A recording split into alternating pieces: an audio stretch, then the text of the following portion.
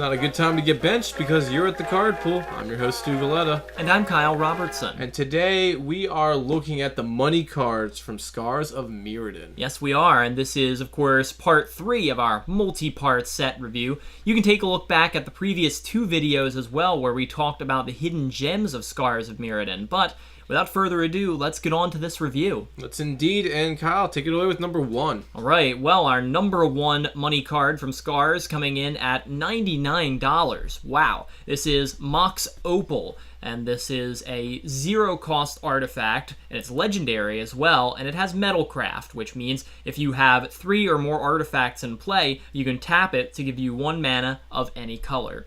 Very, very simple, but deceptively really powerful, actually. And this card is played all over multiple formats, mostly in Modern. It's very well known in Affinity decks because basically, like most of the Moxas are, free mana. How do you pass up free mana? You really don't. It's like that free sample you can see at the stores. You're like, yes, I'll take one of these, and yes, I'll take one of these. It's serviceable for many reasons. It has to be an artifact-focused deck, so you need to have at least 3 artifacts to be able to come out as well. But artifact lands help with this, for an example. You can also use Thopters or anything else out there, and this is a very strong card for what it does. It's not as good as the OP Moxas, I'd say. This is like the more watered down one, but still, definitely, yeah. For what it does, such good value. And you do see home with this in EDH and some Artifact Matters decks. I suppose I probably wouldn't label this a commander card. It is definitely a competitive play card because, like I said, free mana is... It's actually relatively easy to come by in a format like EDH, but in competitive Modern, for example, it's really not, and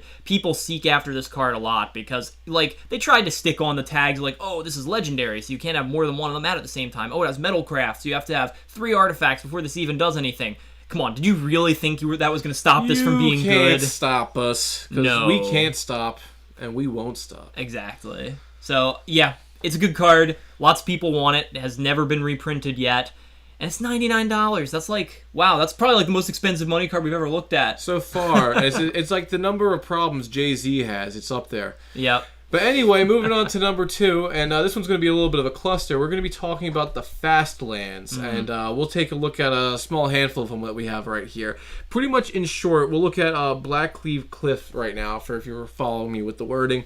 It's a land that, when it enters the battlefield, it enters tapped unless you control 2 or fewer other lands.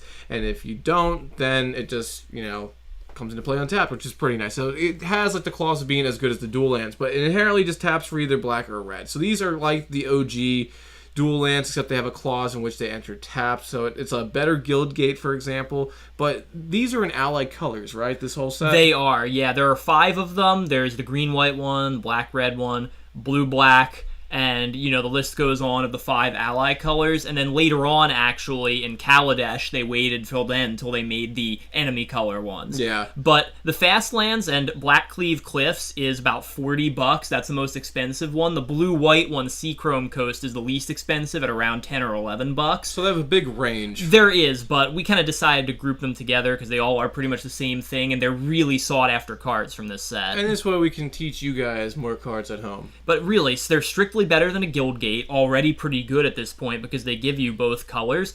And necessarily, again, I don't think they're really commander cards, but they're designed for competitive play. Yeah, well, if you play competitive commander, it works. I mean, these aren't good in the late game, obviously. No. But again, if you are an aggro player, making sure you can hit off real quick, it works. Oh yeah, definitely. And the reason that the black-red one is actually the best one is because in Modern, Burn is one of the better strategies, and it's mostly a red deck, but they splash a couple black cards in there, and that's why that land is the most expensive one. Ah, that's pretty cool. I did not know that. Yeah, these lands are great. They generate huge mana-fixing advantage really early in the game, and they fit into some of the most popular decks, which is why they're so expensive. But you really don't need them, honestly, in Commander, but other formats, sure. Oh, yeah, definitely. But moving on to number 3, actually, to a card that you do see in Commander for its pure value.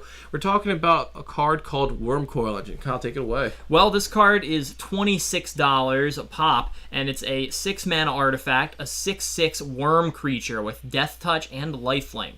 and when Wormcoil Engine is put into a graveyard from the battlefield, you put a 3/3 colorless worm artifact creature token with Death Touch and another 3/3 worm token with Lifelink onto the battlefield. So you think of this, when it dies, it just kind of splits itself up into 2 component parts and continues to fight. 2 little baby guys. Exactly. And I mean, this is actually a relatively simplistic card. It's just a big beater with a couple of keywords that has a good advantage when it dies. The kicker of all of this, of course, is that much like Steel Hellkite we discussed in the previous video, it's colorless. It's an artifact. It goes into any deck, and it's just really, really good. There is an insane amount of value on this card, which, again, in Commander, it is relatively popular. You see it in some decks, mostly artifact-related. But in Modern, this makes up pretty much one of the primary threats of the Tron decks, which are focused on the Urza lands, which are Urza's Tower, Urza's Mine, and Urza's Power Plant. The whole point is to get all of them out as quickly as possible to generate insane amounts of mana. And one of the primary things they ramp into in those Tron decks is, of course, Wormcoil Engine. Because, I mean, really, look at this card. I mean, it provides card advantage when it dies, and Death Touch is pretty good, but not necessarily the game breaker. Lifelink is the game breaker here. It puts the game out of reach so quickly when this thing starts swinging. It's ridiculous. Well, and it's not a 1-for-1. Think about it. You get this guy out, you trade out, all right, 1-for-1. You get 2. Is that a 2-for-1? No, it's a 3-for-1 right there. So inherently, yeah, why would you not want that? Especially if you have sack outlets to populate a field, or you go ahead and you populate mechanic-wise to go ahead and make an army. Yeah, that's a scary foe right there, to be facing up that kind of force.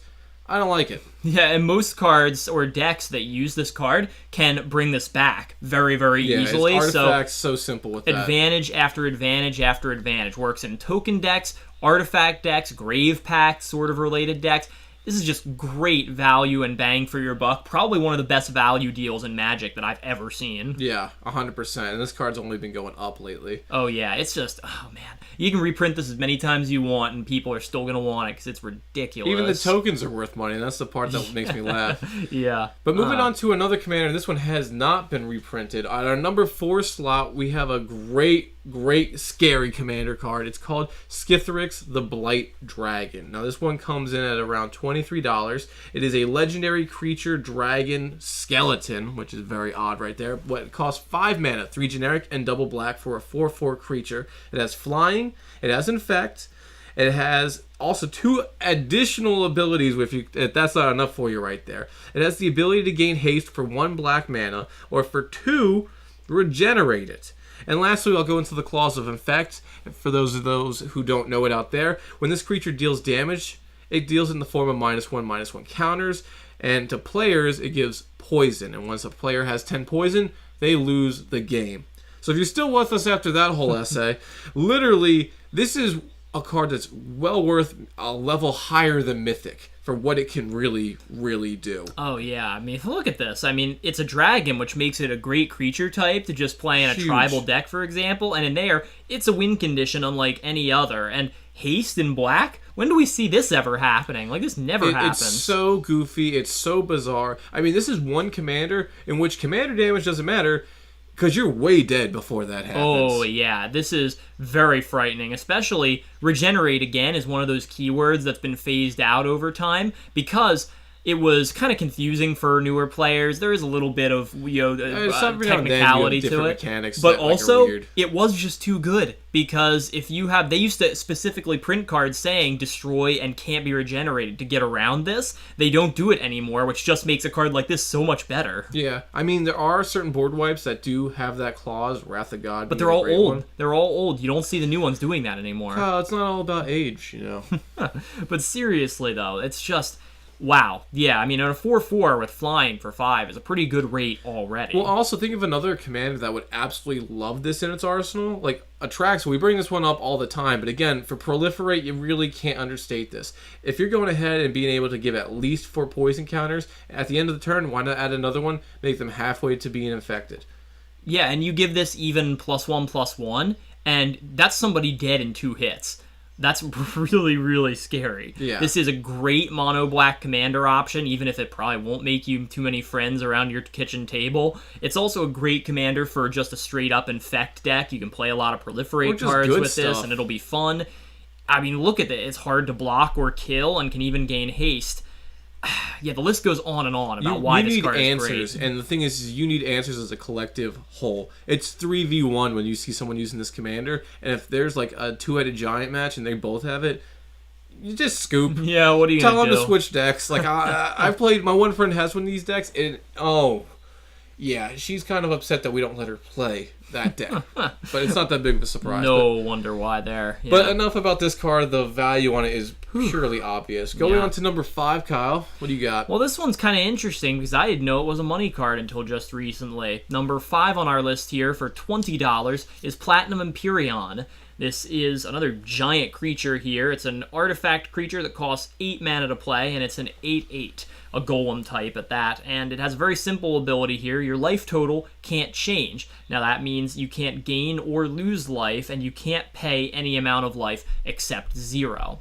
The way I kind of look at Platinum Empyrion here is it's the newer and slightly fairer version of an old card that was really, really good and continues to be, Platinum Angel. Now you look at that card and it just straight up says, you can't lose the game. That's really, really good right there. And your especially opponents can't win the game, too. Yeah. That's actually a very important clause that's on there. on a flying creature like that, that's pretty good. So you look at something like Platinum Empyrion, it's not quite as good because it doesn't have flying, it costs more to play, but still, an 8/8 for 8 is really good stats, and once again, can go in any deck.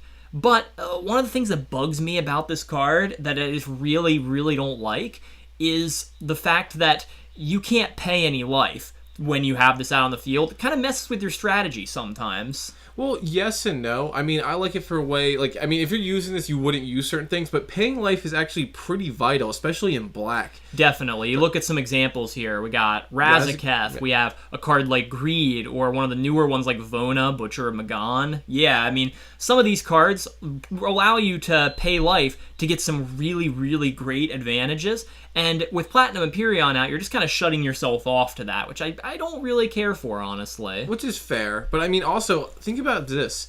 You can exchange control over it for a person who has that deck and make it so that that card stays around. So if they have Razaketh, what's Razaketh really doing? They're just pissed off that it's there because I can't use its effect. So you could use it as like a gifting kind of deck strategy, which is something that's not typically seen for that, but it is a play that could work for you. You could, and I guess we haven't said enough about what this card really does. I mean, this inherently means combat damage to you does nothing, effect damage to you does nothing, an effect like Exsanguinate, where you're going to lose a bunch of life, does nothing. Yeah, and I mean, cards also that are really good out there in which you have to pay life as, like, not as the payment, but as a side effect, something that's in, like, Sign in Blood, you get the advantage without the negative. So there's certain things that you can get around with this, which is really, really good. Yeah, and it is bigger than Platinum Angel, but it can get chump blocked. It doesn't have evasion, which I think makes Platinum Angel a little bit better than this card. But the reason it's an artifact, it can go with other stuff the too. reason actually I found out why it is worth so much money now is there's a pretty popular combo with it using Madcap Experiment, which is a card that from Kaladesh that basically lets you play any artifact from your deck, but then you have to take potentially obscene amounts of damage depending on how many non-artifacts there are on your deck. But you're basically, what it comes down to, playing an 8/8 at instant speed for 4 mana and paying nothing for it. That's the point. I mean, that's pretty good, and I don't really have too much more to say about it. Yeah, no, it's fair. It's got its own possible loss con. Yeah, I suppose so. I mean, it could be either. Like, is that a word? It could potentially, I guess, protect you, or I guess it could hurt you sometimes. I don't know. It's a very cool card, and that's probably why people want it so bad. It looks cool, too. But moving on to number 6, and this is a noted card across Magic. We're talking about one of the swords, and this one is Sword of Body and Mind. This one costs 3 mana, like all the swords do, and it's an equipment that reads, equipped creature gets 2/2/2, and protection from green and blue. Also, whenever equipped creature deals combat damage to a player, you put a 2/2 green wolf creature token onto the battlefield, and that player puts the top 10 cards of his or her library into his or her graveyard. And all that for a equip cost of 2 mana. Yeah. Wow. Yeah. You're talking about something that can do whatever you truly need. Like, all the swords are noted for how overpowered they are for... I mean, how many effects do you get out of that? Like 6? Yeah, well, I have to say, some of the older swords, like Fire and Ice, and one of the whatever this Light and Shadow. They Or were Feast and Famine. a little bit overpowered, but fair. But some of these newer ones, like you just mentioned, Sword of Feast and Famine and Body and Mind, they really took these things to like a whole new level of unfairness because they're just absurdly more powerful than the original ones were. Like, I mean, Body and Mind is a good card, but I actually don't get why it's more expensive than Feast and Famine, because Feast and Famine's arguably the best one. Well, think about it. That's not true. Of course it is. Not it bad. untaps lands. That's amazing. All like, right. how do you not call that the best in the cycle? Kyle, it's not the best in the cycle. Easy. I just did it right there. Oh, all right. Proof So, point. how Right does there. Body and Mind actually stack up to that? All right. Well, what are two things that are very, very scary in the game? Green has giant creatures you have to be able to get through. Yes. And blue has evasive, tricky, blah blah blahs. Can be bounced, can be countered, can be stifled, can be anything. So I mean, honestly. Blue and black would probably be the best. Blue or white. Or Yeah, they blue, don't make black, ally white. color swords, though, and hopefully they never will. Yeah, see, that would be the scariest one for just how much pinpoint removal that they have. But green being able to pierce through, it doesn't matter how big the creature is. Those are the two most common colors I'd say you'd see in Magic as a team, pretty much. Yeah, probably. And I guess the reason why this might be such a money card is because the protections are more relevant than Feast and Famine. I guess that might You that get might the be boost, true. you get the protection. Now, granted, you get a token, so generating an army right there, that also is really good, especially for just flat out attacking. The creature doesn't have to live, you still get a token. So it replaces itself if it dies, and you give it the token, the equipment. Yeah, but milling for 10 every time you could mill can somebody out with matter. that, but it could backfire. Yeah, well, I don't know about that, about backfiring. The only thing with backfire is they lose because they milled out. Well, some decks like putting their entire deck into the graveyard, and you'll want to help them with that if you can help it. That is fair, but that's not every deck. And again, taking out some combo pieces that they'd rather keep does hurt. But Possibly. It's just such good advantage on whatever creature you give it to.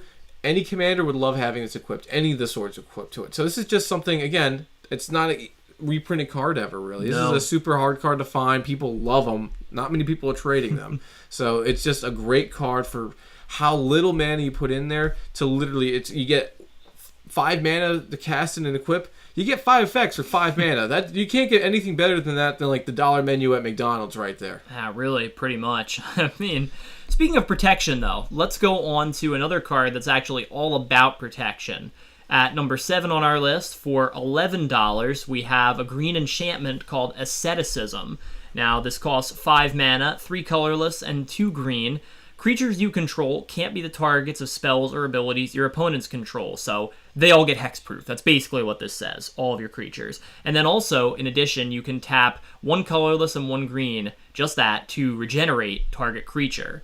Now, we've kind of talked about regeneration and how good it is, and this is good for pretty much all those same reasons. I mean, this gives it to all your creatures. Come on, that's like really, really good. As long as you have the mana to be able to make it afloat. So inherently, the turn you play this, you might not have any creatures out because this is your turn just to go out, make it so, all right, now next turn I'll be able to dump my hand out and then have a very scary board presence that they won't be able to handle.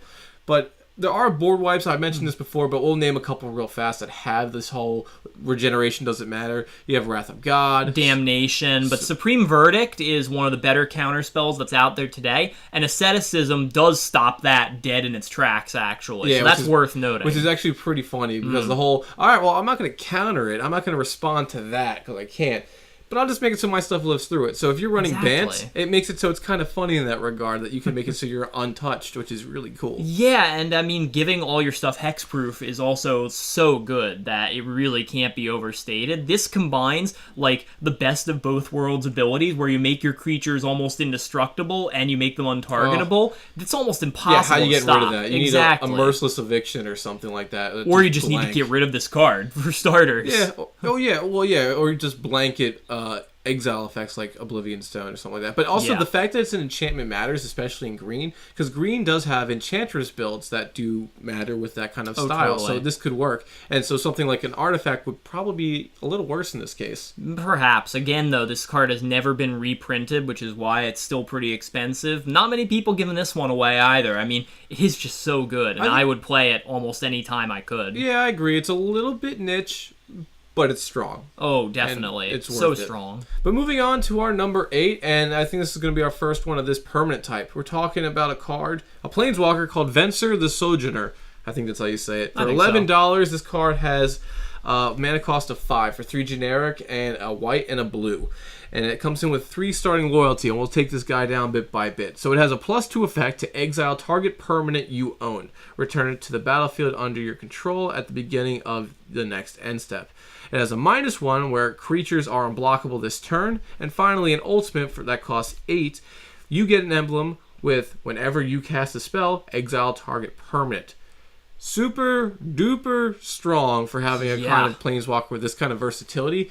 Typically home in Blink decks, and a great home for a commander like this is Brago. Yeah, I mean, that was what I was going to say. Brago is absolutely the perfect place for Venser because the blinking ability works great, obviously, but also there's that unblockable ability, too, that makes sure Brago and any other creatures that are attacking will hit. That's just a -1. That's so cool. Like, really. And even with Brago, you go ahead, you use the minus, make Brago hit, blink him back in, then get the plus. And then it just resets the loyalty, goes again. So, I mean, actually, Brago would be really good for a blue-white Super Friends deck. Oh, totally. I've seen a lot of that before. But, yeah, Venser is a really interesting Planeswalker who seems to want to do a lot of different things, but actually all kind of fits right at home in the same sort of deck, and that's a Blink-based deck. Yeah, it's set strongly in the Azorius Guild, right? Yes, that's right. And he was the first blue-white Planeswalker there ever was, and a pretty good one at that. So, yeah, I mean, and look at that ultimate, though. Cast a spell, exile a permanent. Wow, that is really powerful. It's almost like the Djinn. Whenever you play something, you bounce a permanent. Yeah, Tidespout Timer. That's exactly what it's like. So it's almost like, if you're running that, inherently you're on to run this as well, except that one's mono blue inherently. Yeah, Venser is just very cool. The only thing I will say about him that makes him slightly less broken is the fact that he can't exile things and blink them that you steal from other people. It has to be something you own. So none of that, oh, I'm going to steal your creature, like with Deadeye Navigator, and I blink it, and suddenly it's mine now. None of that, unfortunately. But he can untap lands for you, which is noteworthy. Yeah, you can get that little boost, which in those colors, you don't really ramp 100%, but... Yeah, I mean, come on. This is a great Planeswalker. Great Planeswalker, undercosted for what it If you're in these colors, you have no excuse not to play this card. Yeah. If it was running green, getting that whole effect off with doubling season, yeah, it'd be so nice. We can dream. But anyway, moving on to number 9. Yes, and at our number 9 is going to black, actually, once again. For $10, we have a legendary creature called Geth, Lord of the Vault. Now, this is a zombie legend, and he has 5/5, and once again, the Intimidate ability comes up, meaning in this case that he can't be blocked except by artifact creatures or black creatures. His activated ability is X and black. Put target artifact or creature card with converted mana cost X from an opponent's graveyard onto the battlefield under your control tapped. Then that player puts the top X cards of their library into their graveyard. That's a little bit of a wall of text, so let's break it down for you a little bit here. Basically what they're saying is you look at your opponent's graveyards, choose the best artifact or creature they have in there, and as much mana, if you have enough mana to pay for it, you can bring it back to your side of the field. I mean, it will be tapped, so it can't defend you right away, but still pretty good. And then you mill them, so then you can make Geth even better the following turn. Plus, he's a giant evasive creature. Really, what more can you ask from a card like this? Well, actually, I have one question for Geth himself. Is it fear or is it intimidate he has? Because literally, isn't that fear? I mean, yeah, it pretty much is, just reworded. It's so goofy. I've seen a commander deck with Geth do very, very, very well. And just because, as we all know, there are some really scary artifacts out there, like Mesmeric Orb, I think, that's being the primary offender. I was totally thinking about that right there. Making everyone perpetually mill and you getting all the benefits. Inherently, he has a Beacon of Unrest effect on him. Yes. Except for it's going to be costing a little bit more mana for what it can do. But also it feeds itself, which is just so good. Yeah, every time I want to feed myself, it's just awesome because I just get exactly what I want right then and there. But also, this is good for multiplayer games like we see in Commander. This definitely is a home in Commander. But it also would work for something like Two-Headed Giant or like we see in Battle Bond recently coming out. This could totally work with that kind of strategy or play. Definitely. And yeah, I mean, it fuels itself, big body, and it's the target ability, like, first to take something out of the grave and then mill. I wish it was mill and then take something out of the grave, but I guess it would be a little too good that way. Too good. But also, I like it as well because, like, what we see with Bojuka Bog, being able to take something out of a person's grave, very strong. Oh, yeah. It doesn't have to worry about that anymore, which is great having that on a commander who can just flat out remove problems from the grave. Oh, yeah, and it's an instant speed ability, so whenever. Yeah, if they go ahead and they use something like, oh, I got I don't know, what's Karmic Guide comes out into play. Something like that, yeah. All right, response. I'll tap this mana and I'll snag it, and then Karmic Guide's got no target. So. Exactly. And plus, again, black, really easy to ramp with Cabal Coffers and Cabal Stronghold and whatnot. So very strong. This ability can get really juiced up really fast. 100%. It just fits so well in black with any, like, just run a good stuff deck, and this deck will totally take off. Oh, yeah, definitely. But moving on to our final card for the hidden gems of Scars of Mirrodin. Yeah, sorry about that one. Dramatic pause for this one. But at number 10, we're talking about another Planeswalker here, and this one is called Koth of the Hammer, and it costs around about $9.50 right here. And, Kyle, you mind if I take this one? Oh, go ahead. So this one comes into play with 3 loyalties, so it's a little risky right there because it is lightning boltable, and it costs 4 mana, 2 generic and double red. The first one being, it's +1, untap target mountain, and it becomes a 4/4 red elemental creature until the end of its turn. But it is still a land. Next, it has its -2. Add red mana to your mana pool for each mountain you control. And finally, for your -5, you get the ultimate, in which you get an emblem, where mountains you control have tap. This land deals 1 damage to target creature or player. So this is a very unique, kind of interesting Planeswalker that you see in red. Mm-hmm. The best effect on this creature is notably probably the -2 for just getting so much mana. Without a doubt, yeah. And this is very comparable to a land that we see in a different color, Cabal Coffers. We just talked about it, but this is the red Cabal Coffers. It's about as close as you're going to get outside of something like Nykthos, for example, which works for everyone. Yeah, but that's off devotion. This is just flat out lands. So inherently, if you just go ahead and keep bringing out more lands, this just gets better. So late game, you get more. Early game, you get a little, but it gives you that boost to go over. And I mean, the other effects, the +1, I mean, you're only going to use the +1 as if you've already used the -2, so that this way you can use the -2 again. And I rarely ever have seen the ultimate effect go off in which the lands have that. I actually have done it, and it feels really good to be able to just do damage to people by tapping your lands. It is great. But does it? Because inherently, if you tap it, you're using it for the effect to hurt and not to get mana, well, right? It's true. It's not great earlier in the game, but it can be a late game winner, and that's basically what it was in my case. I got somebody down to a low enough life total that all I had to do was sit there and ping them with my lands until they died. All right, well, for that example, I guess this could work in like a Neheb the Eternal deck, in which the damage matters or something like that. But inherently, it's good, I think, for the fact that if you have excess mana, you can utilize it in a new way that other players would be envious of. Yeah, let's look at some of the more broken rituals in Magic's history. Mana Geyser and Seething Song, for example. Those are one-shot effects. They're really good, but they're one-shot effects. Koth of the Hammer is a Planeswalker, therefore, he can do this multiple times as long as you keep him around. And man, that's some good card advantage. Well, yeah, I would actually argue if I wanted to have the rituals over him, yeah, because inherently, you're pretty much only going to get his effect off once to go ahead and make it so that you get the mana from those mountains. So which one would be better? Like, I think, honestly, it's in between. If you're running mono red, you'd probably want to run all 3 anyways. Probably, but I would argue Koth is better most of the time, because if you can take any ability like that in permanent form is usually better. I could agree with you and disagree with you, but also the +1's a little risky. Losing a land like that, the whole point of him is pretty much to ramp, so inherently getting a land that can be vulnerable to die. Yeah, that always makes me a little nervous, but you usually end up tapping it for more mana anyway, so it doesn't really enter combat. I guess the fact that it makes it an elemental could sort of be useful in a tribal sense somehow. Yeah, that's a little janky there. That could work, but... But still, Koth is a really, really good Planeswalker. He may really only be good in a mono-red deck, probably, but I think he's one that doesn't get as much attention as he deserves. Well, Koth, we're going to give you that attention right now. But anyway, that is going to be the final card for our money cards today. And if you actually enjoyed the cards that we had in our card pool, be sure to let us know. Let us know which ones are your favorite, where you see a home for them, how you use them in your decks, and if there's anything that you think that we missed about them. Without a doubt. And you can also let us know about that stuff, either in the comments down below, or reach out to us on social media at our Reddit, Twitter, and Facebook pages, all at the handle MTG The Card Pool. And, of course, stay tuned for next week, where we'll take one final look at Scars of Mirrodin and discuss the set as a whole. But until then, I'm Kyle Robertson. And I'm Stu Galetta. And we'll see you next time at the Card Pool.